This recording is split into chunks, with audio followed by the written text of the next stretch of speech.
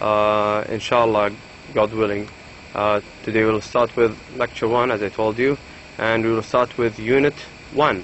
So unit 1 will be about the cycle of life. So it's a cycle of life, which means in Arabic dawrat al-haya. In unit 1 we will cover 3 topics. So the first reading that we will cover called naming ceremonies. The second reading, the people of Malawi were kind to her son. And the third reading, Papa who wakes up tired in the dark. Today in this lecture we're going to cover the first reading number 1, which is naming ceremonies.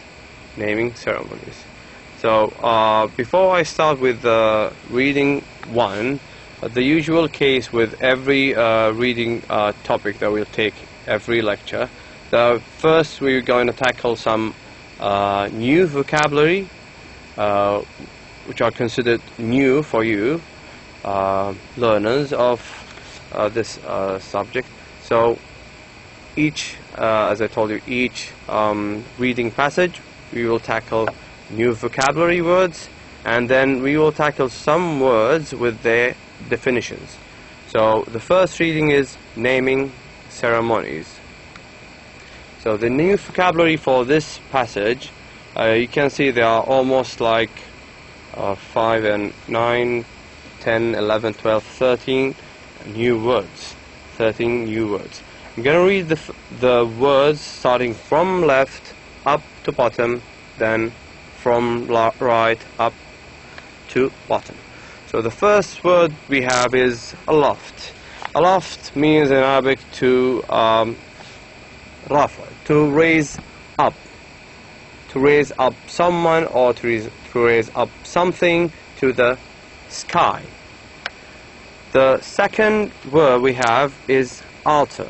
So altar is a place that usually they make some kind of rituals on it. So altar here means in Arabic madbah. So altar means madbah. The third word we have here is ancient. Ancient. So anything that's very, very old is called ancient. So ancient means qadim. Okay, it means in Arabic qadim. The fourth word is bestow. Bestow. So bestow in simple English means to give, but it's not used to give something, it's to give names. So for example, if someone, if a father bestows his father's name to his son, means that he names his son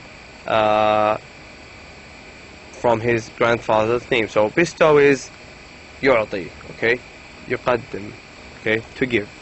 The fifth word is diverse. Diverse. So the fifth word is diverse. Diverse means it has many forms, so it's different. So it means متنوع, مختلف. And the next word is emper. So emper is like a coal. When you have a coal, which is faham, and you light it up, it becomes emper. So it's, in Arabic we call it jamra. Okay, so emper. The next word is horizontal. Horizontal, which means ufuqi, horizontal. The next word is precise. When someone is precise, he do things accurately. Okay, he do things accurately. He goes step by step. So precise means here بشكل دقيق. The next word is purify. Purify means يطهر. The next word, radiance. Usually radiance, when you go out outside in the afternoon, you can see some radiance coming from the sun. So radiance, or you can see radiance coming from a laser beam, for example. So radiance means ish'ar. The next word is ritual. Ritual. So Muslims have some kind of special rituals in Eid. They go to pray. When they finish praying Eid, they go from different path. So this is kind of ritual to us. Ritual means tuqus. The next word is society. Society. So when I say Muslim society, Christian society, society means mujtama. We have another word that has the same meaning, almost the same meaning, and we're gonna see it in the passage, in the reading passage, which is called community. So when we read the passage and you see community, don't forget it means almost the same as society. The last word, but not the least, we have the word tribe. So tribe, in Saudi Arabia for example, there are many tribes, people from different tribes. So tribe here means qabila. Now we'll move to vocabulary definitions. So sorry, I'll go back to the new vocabulary. So the new vocabulary, you will see it in the text, in the reading passage, highlighted. Also is the vocabulary definitions. So here we have 3 words, and these words are highlighted in the passage, and we have for each word a definition. For example, here we have the first word or phrase, the Kang people of Namibia. So the Kang people of Namibia are a tribe native to southern Africa. A tribe native to southern Africa. The second word we have is to live up to. To live up to, which means to achieve a goal or value in one's personal life. The third word we have here is ochre, which is a kind of clay or mineral that is orange yellow in color. Now we're going to move to the passage. I'm going to read the passage, the naming ceremonies passage, once slowly, and I'm going to read it for another time, but I will do it quickly. So I will start reading now the passage. So we will start with the first paragraph in the passage.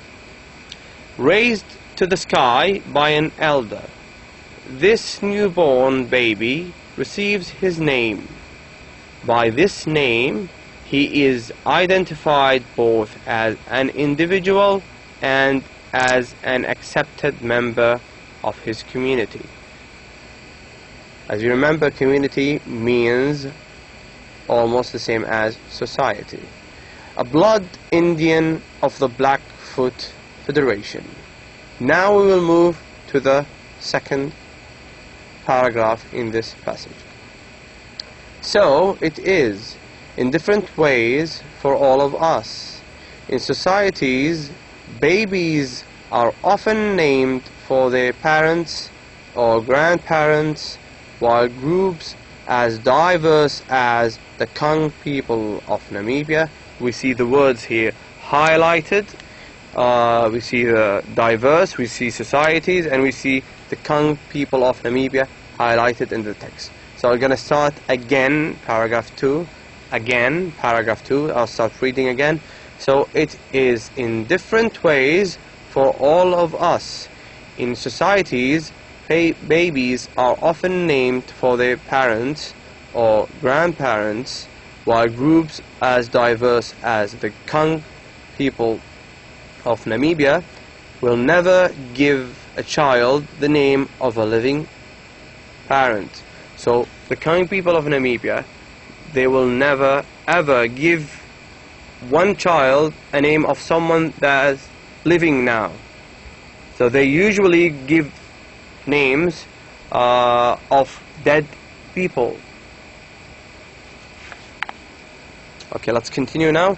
The Lakota Sioux bestow names that they hope will guide their children's lives, names to be lived up to. So now we are talking about a different tribe, which is the Lakota Sioux. They bestow names that they hope will guide their children's lives, names to be lived up to. Now we're going to move to the third paragraph, which is the final paragraph in this passage. This Blood Indian elder follows a precise and ancient ritual. First, now he is talking about the ancient ritual. What kind of steps do this Blood Indian use in naming? First, he purifies himself with burning sweet grass on an altar of clay and glowing embers. He marks the palm of his hand with red ochre dye. Then paints the baby's face with the sign of the tribe. One horizontal line below the eyes, another above the mouth. Finally, which is the final step of naming, the baby is held aloft. So the baby is held up and shown to the sun, so that its radiance will follow this new being through the circle of his life. Okay, I'm going to go back to the passage again. I'm going to read it from the very beginning again.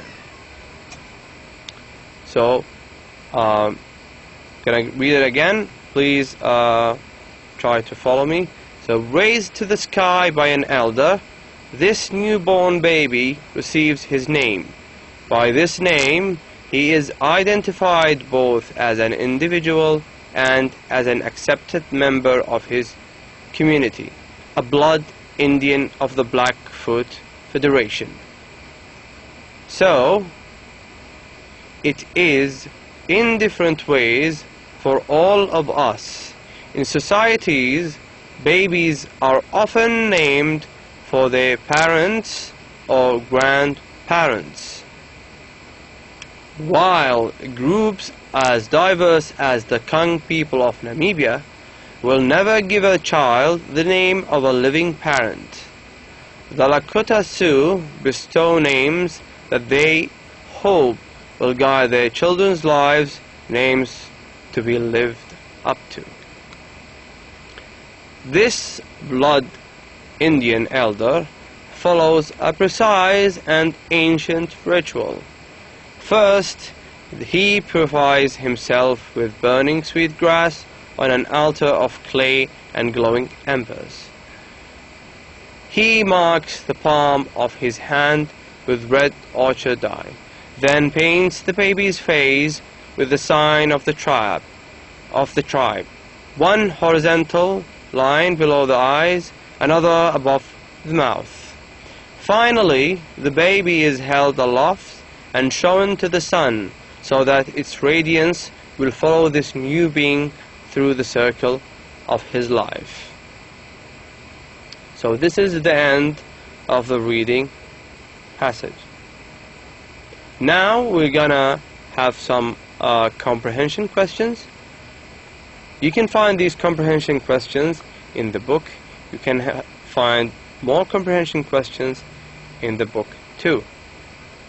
So the first question we have is, why is the baby held up to the sky? So the question asks why the baby, the child, is held up to the sky, If we go back to reading passage, paragraph 3 in the reading passage, at the end, in the final step of the naming, in the second line from the bottom, not from the beginning, from the bottom, finally the baby is held aloft and shown to the sun, so that its radiance will follow this new being through the circle of his life. So, and this can answer the question that we have, which is why the baby is held up to the sky.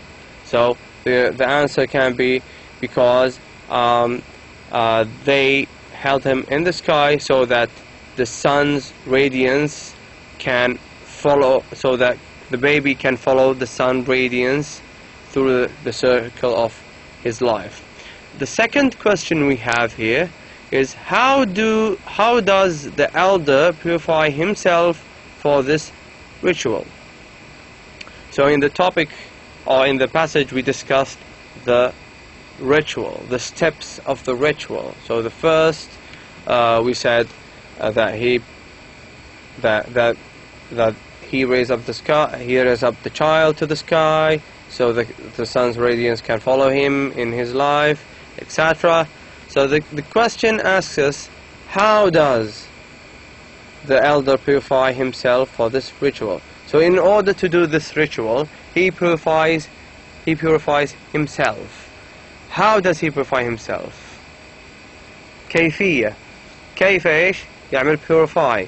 If we go back to the last paragraph again, to the third paragraph in the topic, we can see in the first step, in the second line from the beginning, from the top, first he purify himself with burning sweet grass on an altar of clay and glowing embers. So this line can answer our question.